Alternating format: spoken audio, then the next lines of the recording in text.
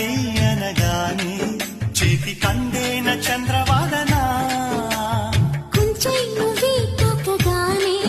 పంచ ప్రాణాలు పొందినానా బొమ్మ గుమ్మ తేలక మారిపోయా నేనే బొమ్మగా